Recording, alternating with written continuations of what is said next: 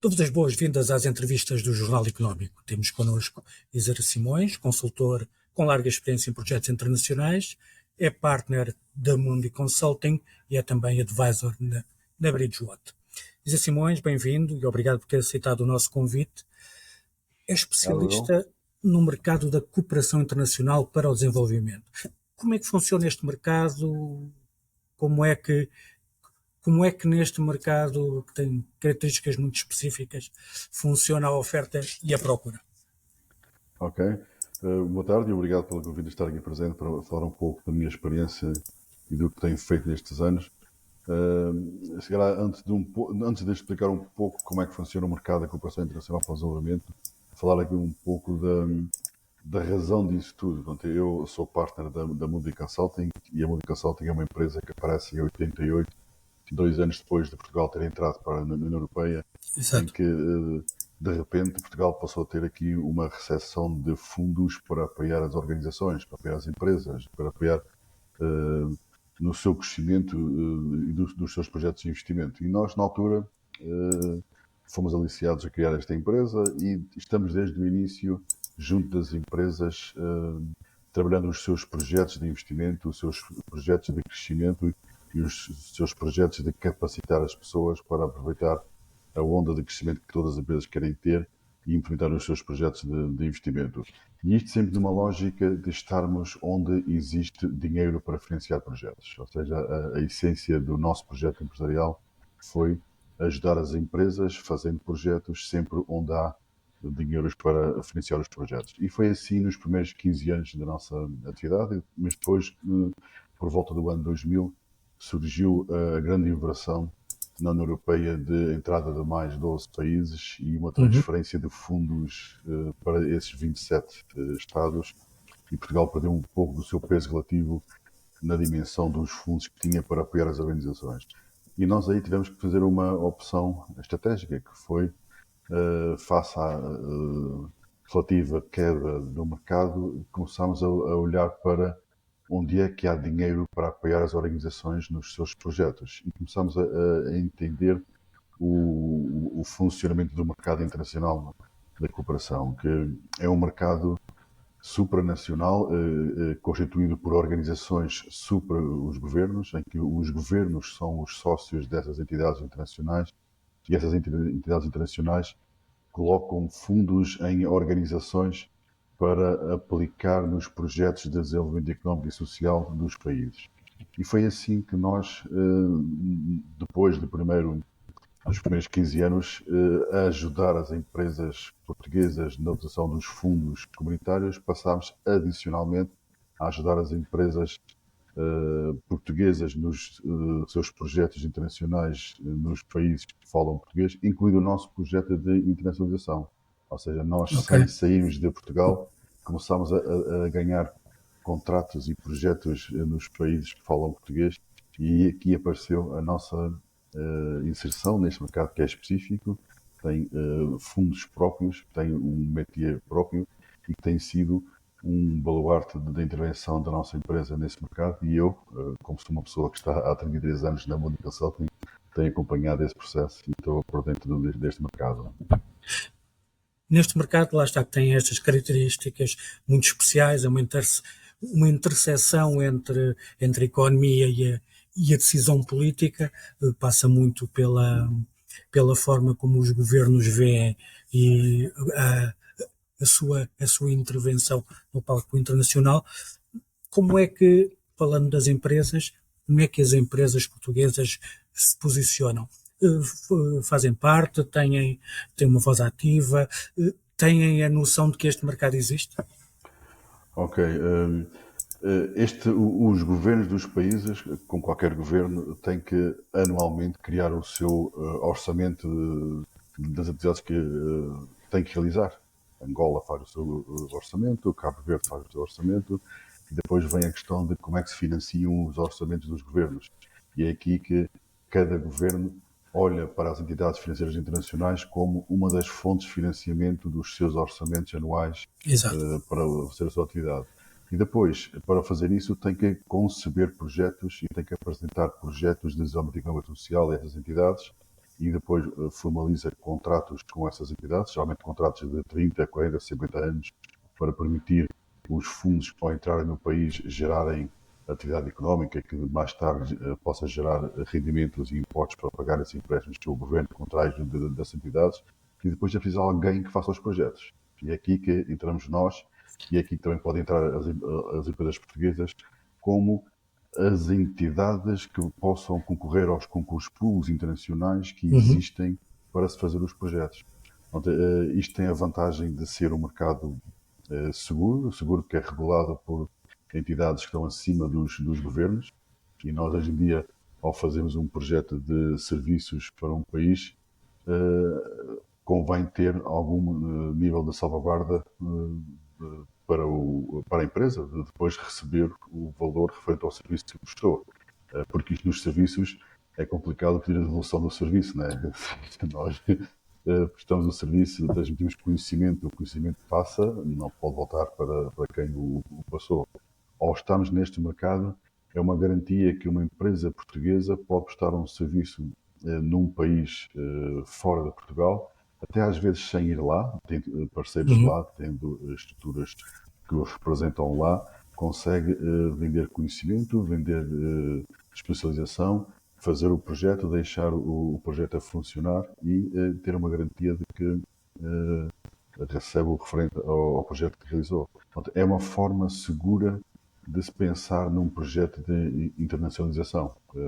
Nós, enquanto PME que somos, e somos uma PME que faz negócios e que faz negócios também, sobretudo para PMEs, conseguimos fazer um projeto de internacionalização e hoje em dia, 25 anos depois, fazemos negócio em todos os países que falam português, sem ter feito grande investimento em cada um desses países, mas sim intervindo neste mercado que nos permite, a partir de parcerias que fomos montando nesses mercados, conseguir ser entendidos como alguém do local, com parceiros locais e montar esta rede de montar um projeto de internacionalização a partir de Portugal sem grande investimento físico e financeiro de criar estruturas em cada um dos mercados.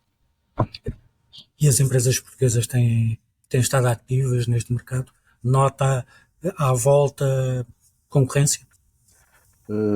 Alguma, mas não tanto quanto se calhar nós deveríamos ter, porque ainda haverá pouca, ou não, um conhecimento não massivo da existência deste mercado. Portugal é sócio dessas entidades internacionais, Portugal paga cota para fazer parte do Banco Mundial, do Banco Africano, das entidades internacionais que cooperam em termos multilaterais ou bilaterais para fazer parte desse mercado, com o objetivo de as Sim. empresas portuguesas poderem participar nesse mercado. E o participar é concorrer aos concursos públicos internacionais. Se há um concurso público em Angola para fazer o plano de desenvolvimento turístico de uma região de Angola, é lançado um concurso e quem tem as especializações de fazer planos de Uhum. negócio e planos de estratégia de turismo pode concorrer e ganhar o projeto para o fazer.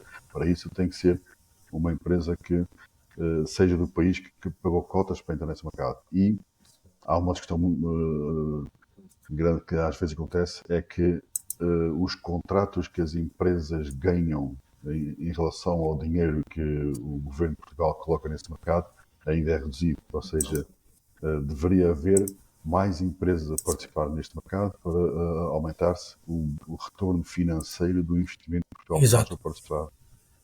Ainda falta E há espaço. informação sobre estas oportunidades? Sim, E, nós, como empresa e eu como pessoa que estou nisto há vários anos, noto que ainda há algum desconhecimento desta possibilidade de fazermos negócios via este mercado. Porque os projetos existem, os governos concebem os projetos para o seu desenvolvimento económico e social e depois é preciso um processo público de atribuição de dinheiros públicos para alguém fazer os projetos. Isto tem regras próprias, tem mecanismos próprios. Nós próprios levamos quase 3 anos aos poucos, depois daquele ano de 2000, a perceber e a entrar. Mas ao fim de 3, 4 anos, isto começou a entrar num ritmo de aparecerem sucessivamente várias oportunidades e nós vamos concorrendo, vamos ganhando, e aqueles que ganhamos justifica o esforço que fizemos nos que não nos outros, sim. ganhamos. E o conhecimento deste mercado ainda não é muito disseminado pelas empresas portuguesas. E é um canal de vendas que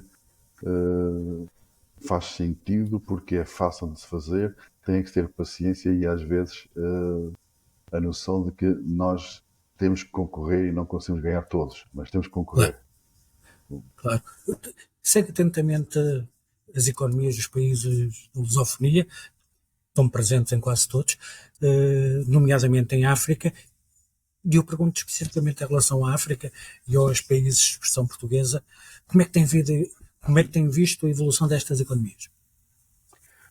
São países que a base, em alguns casos, é baixa e, portanto, sendo um desenvolvimento baixo, há um crescimento grande para acontecer. E, portanto, o nível de oportunidades existentes é grande e o nível de robustez do mercado vai crescendo aos poucos. Angola houve um tempo que não que tinha outro nível de recursos financeiros, não se dedicava a este mercado. Agora a situação está um pouco diferente, já vê aqui uma boa saída para a sua economia.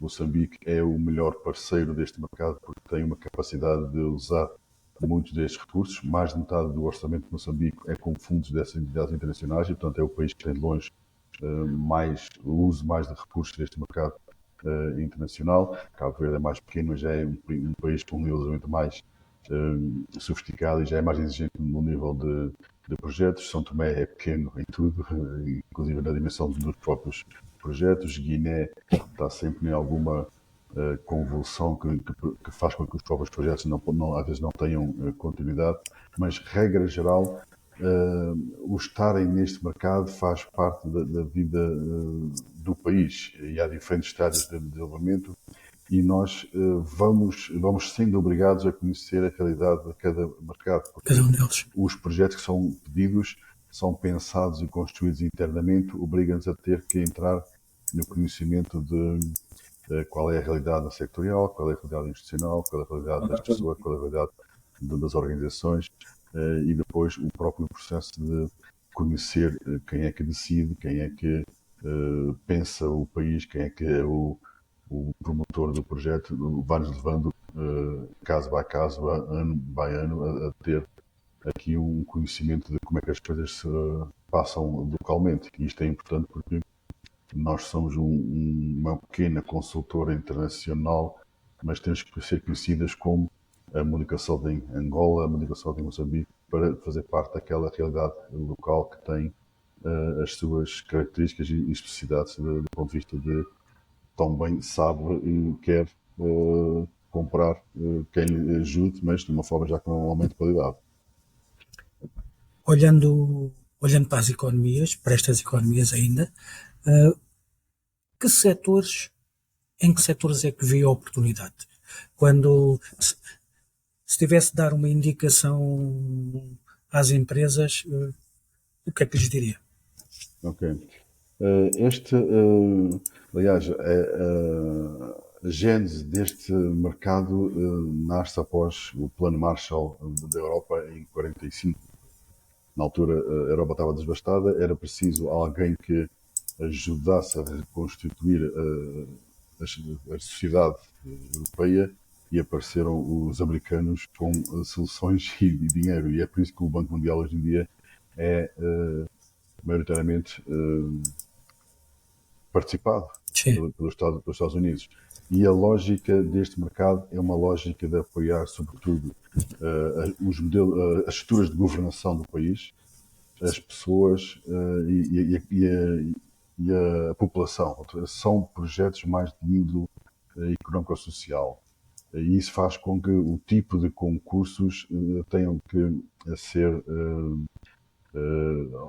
leva a que haja projetos ao nível da governação, da educação, da saúde, das condições principais da sociedade. Depois é que pode evoluir um pouco mais para alguns setores, turismo, exato. desenvolvimento territorial, modelos de governação de Infraestruturas. municípios, infraestruturas, mas estamos a falar de segmentos base necessários para o funcionamento de uma sociedade.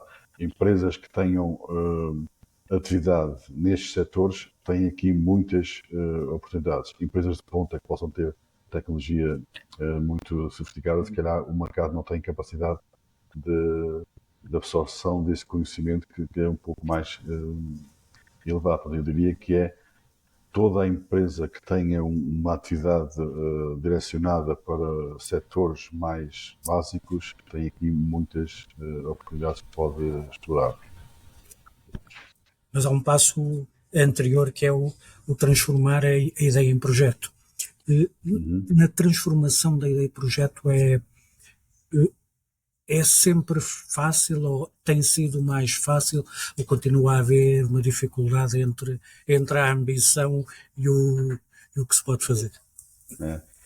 Essa é uma questão transversal a todo este mercado e a toda a África, que é o principal continente que nós intervimos, que é há muito mais dinheiro do que a capacidade de fazer projetos. E isso passa, por vezes, da dificuldade de se pensar em estruturar, em organizar, em definirem projetos que sejam robustos, sustentáveis, bancáveis e com viabilidade de poderem ser implementados.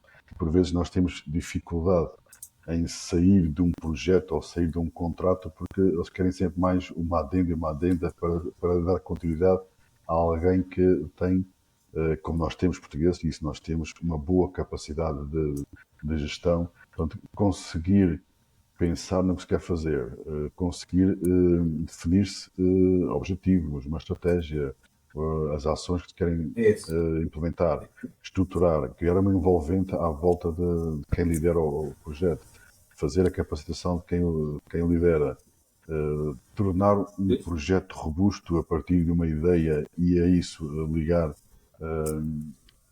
a facilidade de se obter financiamentos para isso é uma mais-valia que quem a tem faz sentido que olhe para este mercado e que olhe para projetos de crescimento de empresas, porque consegue mais facilmente conduzir ao sucesso de uma organização e ao sucesso de um projeto, se tiver a preocupação de planear e estruturar o projeto que se quer implementar. E eu, como tenho uma vivência da consultoria de gestão, isto para mim é uma vida, é uma vida. Sim, nós já estamos no final do nosso tempo, mas para terminarmos, a Mundi Consulting trabalha com a generalidade dos países que falam português, até mais do que isso, estou na Índia, por exemplo. O mercado da lusofonia, pelo que vê, é uma realidade ou são apenas diferentes mercados que ainda não têm uma união? No vosso mercado, notam uma interação entre estes diferentes mercados ou é ainda cada um por si? Não, nós estamos todos juntos no umbrella da lusofonia, né? Mas cada mercado é um mercado específico. Ser-se angolano é diferente de ser-se moçambicano, é diferente de ser-se são tomense, é diferente de ser-se guineense. A lógica de pensar, e porque são países soberanos e fazem por ser, eles são diferentes, valorizam estar numa comunidade que fala português, valorizam o português, valorizam Portugal, mas são, sobretudo, muito senhores das suas convicções e das suas ambições e até, em alguns casos, das suas limitações, mas são diferentes. E nós temos que, nós todos portugueses, ao intervirmos em África, temos que olhar para cada um deles de forma diferente, entender a sua cultura e olhar para cada um com as suas dimensões diferentes, mas com as suas características e especificações, que só assim é que vamos conseguir ser conhecidos como um deles. Quando nós quando ouvimos dizer este é um dos nossos, então já estamos a perceber que já conseguem passar a mensagem que nós fazemos. E o português é uma vantagem? É uma vantagem. É uma vantagem. Há aqui uma grande vontade de autonomia, mas a língua um ativo e uma mais-valia que nós temos e que nós, empresas portuguesas, devemos aproveitar, porque nós ganhamos muitos projetos em consórcios internacionais porque estamos no projeto, no consórcio por falar português. E eles procuram-nos por isso, as grandes consultoras internacionais que também olham para esses mercados com bastante olhos. Isto é um mercado que por ano movimenta mais de 500 mil milhões de dólares todos os anos. É muito dinheiro que circula e faz com que os grandes tubarões da consultoria internacional também estão presentes, e quando estão com uma consultora portuguesa no consórcio, a mais-valia é enorme. É enorme. José Simões, muito obrigado. Obrigado também a quem nos acompanhou. Esta entrevista poderá ser lida na edição impressa do Jornal Económico e poderá ser vista e lida em jornaleconómico.pt, onde continuará disponível e também ainda ouvida em podcast nas principais plataformas. E até uma próxima oportunidade. Obrigado.